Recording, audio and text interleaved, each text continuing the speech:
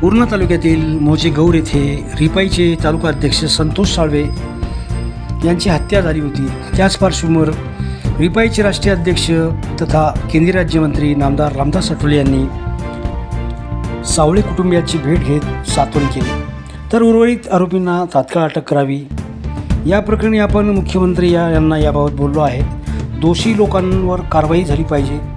सोबतच या प्रकरणी SITची गठीत करण्यात प्रकरणाचा छडा लावावा अशा सूचना पोलीस प्रशासनाला दिल्या. सोबतच सामाजिक न्याय विभागाकडून व रिपाईच्या वतीने ही मदतही देण्याचे जाहीर केले. यावेळी पोलीस अधिकारी कुंदन वाघमारे व सामाजिक न्याय विभागाचे अधिकारी उपस्थित होते. या प्रसंगी रिपाईचे राज्य संघटक DN दाभाडे, रिपाईचे नेते ॲडव्होकेट सिद्धार्थ भालेराव, विजय सोनवणे, संतोष दामोदरे, भगवान कांबळे सह आदी नेते कार्यकर्त्यांची उपस्थिती होती. गौर गावात मात्र शांत वातावरण पाहावयास मिळालं. तर सावळे कुटुंबियांनी नामदार रामदास आठवले यांच्याकडे हे गाव सोडून दुसरीकडे कुठेही आम्हास राहण्याची जागा उपलब्ध करून द्यावी अशी मागणी केली. त्यावर जिल्हाधिकाऱ्यांना चर्चा करून यांना जागा उपलब्ध करून देण्याची सूचना देण्यात आल्या. काय म्हणाले पाहूया.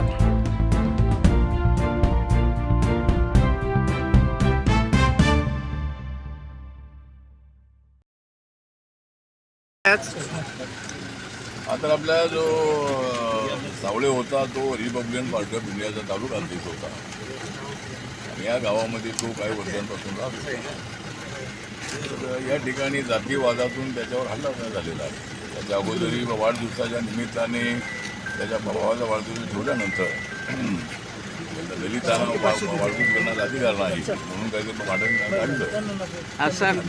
त्या भांडणामध्ये धुळमी झाला आणि त्याच्यामध्ये काही दोघांच्या झगड्यामध्ये समोरच्या लोकांना काहीतरी मार लागलेला होता. त्यामध्ये त्याला 3 दिवसात झालेली होती.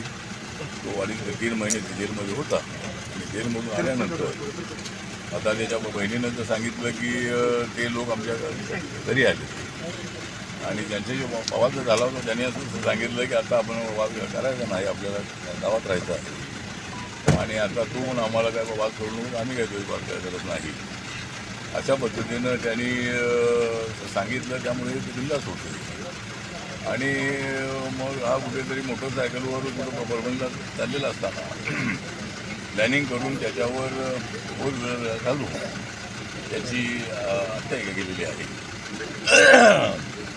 आणि पाठीमागेच एक पोलीस होता त्याने सगळं बघितलं आणि पोलिसाच्या सांगण्यावरून 2 ची टीम लावण्यात आलेली आहे. अन्यथा जर ते कुणी बघितलं नसतं तेव्हा पोलिसांनी तर कदाचित ती आत्महत्या म्हणूनच आपल्या अपघात म्हणूनच या त्याच्या मृत्यूची नोंद झाली असती. परंतु त्या पोलिसांनी सावधपणे पोलीस स्टेशनला तर सांगितलं आणि 302 लावलेलं आहे. 2 आरोपी पकडण्यात आलेले आहेत. पण अद्याप जे बाकीचे लोक आहेत त्यांच्या घरच्या लोकांनी मला आता सांगितलेलं आहे की यामध्ये 14 लोकांचा संबंध आहे आणि ज्या लोकांनी प्लॅन केलेला आहे ऑन दी स्पॉट सगळे लोक नव्हते गोष्ट खरी आहे. कुटुंबियांनी संरक्षणाची सुद्धा मागणी केली आहे. महिन्यापासून जो त्यांचा झगडा होता त्या झगड्यामध्ये ज्यांचा संबंध आहे या सर्वांनीचा प्लॅन त्याची हत्या करण्याचा केलेला होता आणि म्हणून त्या सगळ्यांना पकडलं पाहिजे अशा पद्धती माझी पोलिसांना सूचना आहे.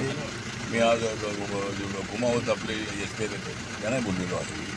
DYSP वाघमारे आता एक होते त्यांनाही तर सांगितलेलं आहे की 2च आरोपी आपण गाडीमध्ये होते ते पकडले ठीक आहे.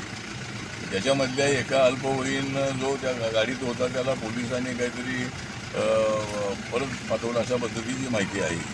त्याची चौकशी होणं अत्यंत आवश्यक आहे. तिथल्या पोलिसांनी अशा पद्धतीनं आरोपी असताना त्याला तिथून बाजूला त्याला जायला तर सांगितलं ही गोष्ट बरोबर नाही आहे.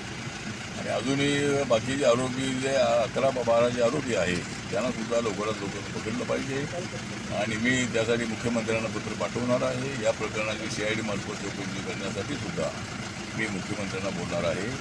त्यामुळे अशा पद्धतीचे अत्याचार लपून घेतले तर जाणार नाही. कुटुंबियांनी संरक्षणाची सुद्धा मागणी केली आहे. याच्यामध्ये कुटुंबियांनी संरक्षण देण्याची सुद्धा मागणी केली आहे. आता कुटुंबियांनी संरक्षणाची मागणी तर केलेलीच आहे पण त्यांचं म्हणणं असं आहे की आम्हाला इथं आमचं एकच घर आहे म्हणून आम्हाला इथं राहण्यासाठी किती आहे त्यामुळे आम्हाला कुठंतरी बाहेर पूर्णेला वगैरे कुठंतरी आमची व्यवस्था करावी, त्यासाठी मी आता कलेक्टरांना बोलणार आहे.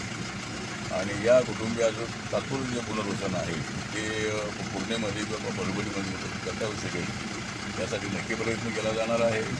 हे कुटुंबाला आमच्या सामाजिक न्याय खात्याच्या वतीनं 8,25,000 रुपयाची मदत मिळणार आहे.